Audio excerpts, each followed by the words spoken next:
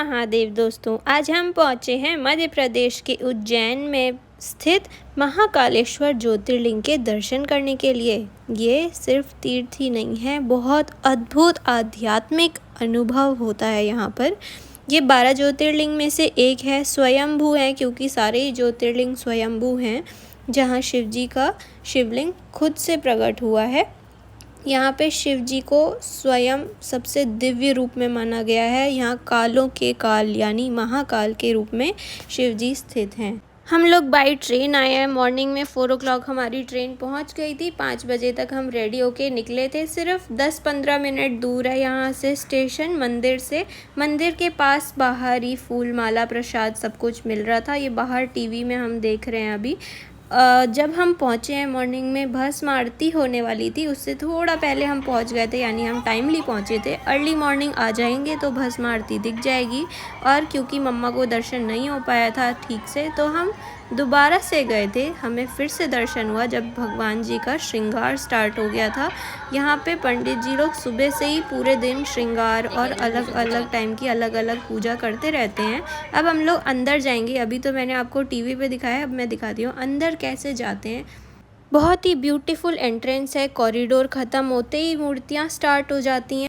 मंदिर में एंटर करते ही मंदिर परिसर में आपको बहुत ही ब्यूटीफुल भव्य वास्तुकला बोलते हैं इन्हें, और मूर्तियाँ उनके दर्शन होंगे। जो मेन एंट्रेंस है उसके दोनों तरफ बहुत ही बड़ी बड़ी और बहुत सुंदर उकेरी गई है मूर्तियाँ। हर जगह इतनी सुंदर मूर्ति की कलाकारी की गई है, बिल्कुल लाइव लग रहा है, एकदम पत्थर में जान डाल देने वाली मूर्तियाँ हैं। भगवान शिव जी के मूर्ति के एंट्रेंस के दोनों तरफ द्वारपाल खड़े हैं, जो इतने गुस्से वाले फेस में हैं, जैसे भगवान की रक्षा के लिए बनाए गए हों।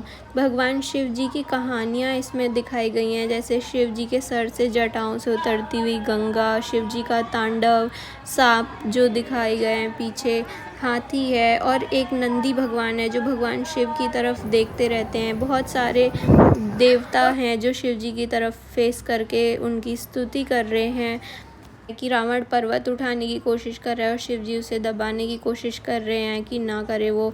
एंट्रेंस में भी इतनी सुंदर नक्काशी हर जगह, इवन जो मूर्तियाँ हैं उसमें शाम के व्यू भी बहुत सुंदर आते हैं। एक्चुअली हम अर्ली मॉर्निंग आ गए हैं तो हमें सुबह का भी मिल गया, रात का भी मिल गया। जो लाइट की वजह से अट्रैक्टिवनेस दिख रही है इन मूर्तियों में, लाइट जो आ रही थी उससे और ब्यूटीफुल दिख रहा है। अब हम ज्योतिर्लिंग के अंदर की तरफ जा रहे हैं। मॉर्निंग में हम जल्दी आ गए थे इसलिए क्यू ज़्यादा लंबा नहीं मिला है। आप भी ट्राई करिए, 5 बजे तक तो पहुंच ही जाइए एनी हाउ, क्योंकि फ़र्स्ट बार हम जब लाइन में गए तो हमें कम भीड़ मिली थी। सेकेंड टाइम में तो उससे थोड़ी ज़्यादा हो गई थी, just in the difference of 15 minutes. मैंने जो मान्यताएं सुनी है उसके अकॉर्डिंग उज्जैन महाकाल के बुलावे पे ही जाते हैं आप, जहाँ जब आपका समय बदलने वाला होता है, क्योंकि काल मतलब समय होता है, तो वहाँ बिना बुलावे नहीं आता है कोई। और महाकाल के दर्शन एक बार जिसे हो जाते हैं उसका समय बिल्कुल बदलता है। एक बार मौका मिला था मुझे कैप्चर करने का, तो मुझे भगवान जी के दर्शन भी हो गए और मेरे फ़ोन में बाई चांस ये रिकॉर्ड भी हो गया,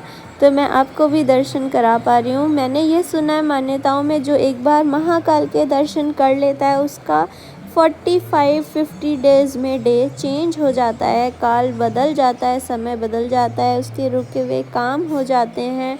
भगवान जी की कृपा से सब कुछ अच्छा हो जाता है। अंदर के दर्शन करने के बाद बाहर एग्ज़िट में निकल के ये सारा एरिया दिखाई देगा, जहाँ पे सब भगवान जी के छोटे छोटे मंदिर बने हुए हैं। टाइम आ गया है कि हम ओमकारेश्वर की तरफ आगे बढ़ें। महाकालेश्वर के दर्शन बहुत अच्छे से हुए, जल्दी आ जाएं तो बहुत अच्छे दर्शन होते हैं। हम 2 बार लाइन में लगे और सेकंड लाइन के ही लगते ही थोड़ी भीड़ आ गई थी, इसलिए अब हमें निकलने में थोड़ा लेट हो रहा है। अब हम जाएंगे ओमकारेश्वर मंदिर, अब मैं वहाँ के दर्शन कराती हूँ। एक और ज्योतिर्लिंग हो गया है हमारा। पहले एक राउंड हम लोग गए, मेरे को तो भस्म आरती पूरी दिखी प्रॉपर, मम्मा को नहीं दिख पाई थी, वो टीवी में देखते रह गई थी। दूर से लेकर गए थे, उस बार नीचे से लेकर नहीं गए थे, तो हम लोग एक बार और गए क्योंकि मम्मा का दर्शन नहीं हुआ था। फिर नीचे से जाने को मिला, तब पूरी आरती भाई लेजेट मज़ेदार आरती होती है, मतलब मज़ेदार नहीं भगवान जी, मतलब इतनी अच्छी डमरू और वो जो बजाने वाले इंस्ट्रूमेंट्स, इतने सारे इंस्ट्रूमेंट्स के साथ बहुत ही मतलब बहुत एनर्जेटिक आरती होती है। और मम्मा को जब दिखाने के लिए गए तो दोबारा से हमने पूरा देखा है, इतना अच्छा लगा, नीचे से जाने को मिला और 3 टाइम दर्शन हुए, तो हमेशा मेक श्योर नीचे Let's go to cover another Jyotirling, that is Omkareshwar. हम लोग आ गए हैं ओमकारेश्वर मंदिर, जो कि अभी हो चुका होगा बंद। तो पहले यहाँ पे 2 मंदिर हैं, ममलेश्वर और ओमकारेश्वर। तो अभी हम लोग ममलेश्वर मंदिर के दर्शन करेंगे, फिर 1 घंटे में वो मंदिर ओमकारेश्वर भी खुल जाएगा, फिर उसके भी दर्शन कर लेंगे। वो आगे सामने ही है। यहाँ पर बहुत गर्मी है, फिर भी मैंने ये जैकेट डाली है क्योंकि धूप से बचने के लिए कुछ चाहिए था। हम आ गए हैं ममलेश्वर महादेव ज्योतिर्लिंग में। Here's the view.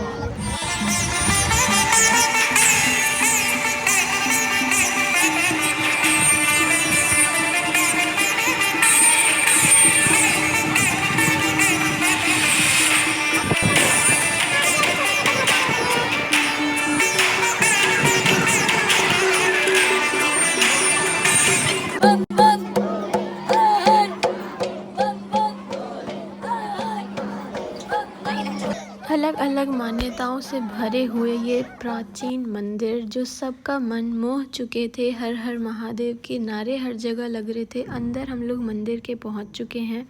भगवान शिव जी की दर्शन करके बाहर निकलने के बाद बाहर का नज़ारा देखा है हमने, जो सुंदर मूर्तियों से नक्काशी की गई है। मतलब हर प्राचीन मंदिर में जो एक चीज़ मेरा हर बार मन मोह लेती है, मुझे अट्रैक्ट करने से फेल नहीं होती है, वो होती है यहाँ की नक्काशियाँ। अहिल्याबाई के, प्राचीन के राजाओं के ज़माने से ये मंदिर हैं। वो लोग खुद यहाँ पे पूजा करते थे, उसके बाद इन्हें रेनोवेट नहीं किया गया है। उनका टच यहाँ होगा, उनका एसेंस होगा।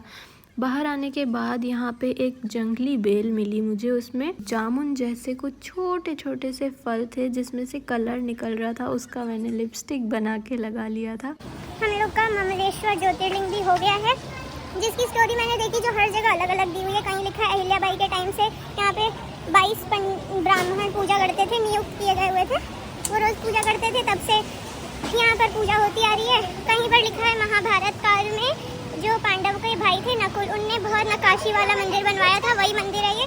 महाकालेश्वर में ऐसी मान्यता है कि एक भूषक नामक राक्षस था जिसका वध शिव जी ने किया था। वहाँ के लोग उससे बहुत परेशान थे, उसका वध शिव जी ने किया था, तो उसको भस्म रूप में बना दिया था और उसी भस्म से अपना श्रृंगार किया था। तो इसीलिए उनकी भस्म पूजा की जाती है, जो कि बहुत ही यूनिक थी। मैंने सामने से देखी ना, एकदम गूज़बम्स हो जाते हैं।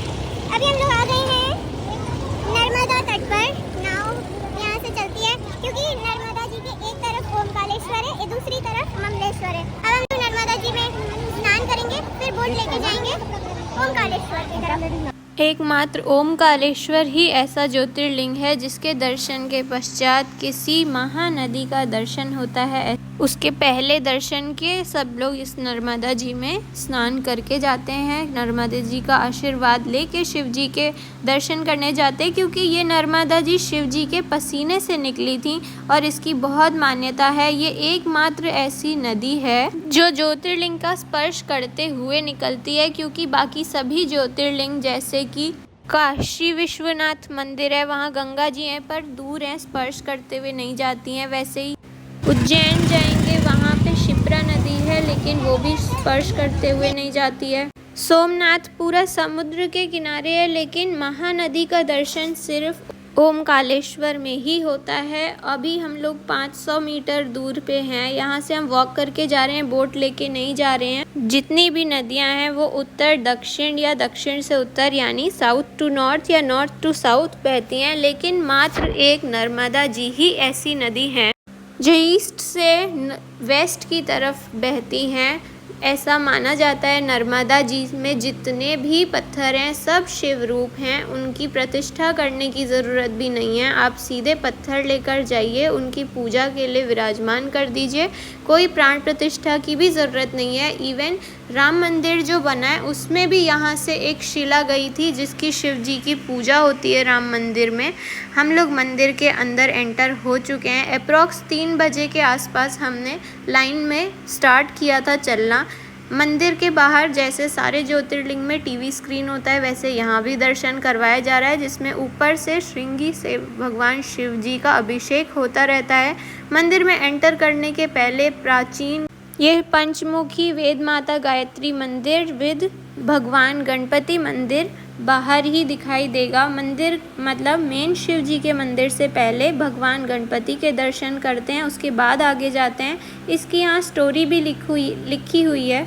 ऐसी मान्यता है कि राजा मानधाता ने पुत्र प्राप्ति के लिए भगवान शिव की तपस्या की थी पर्वत पर। वहाँ गणेश जी ने उन्हें दर्शन दिए थे और ये गणेश जी के 4 आँखें बनाई गई हैं।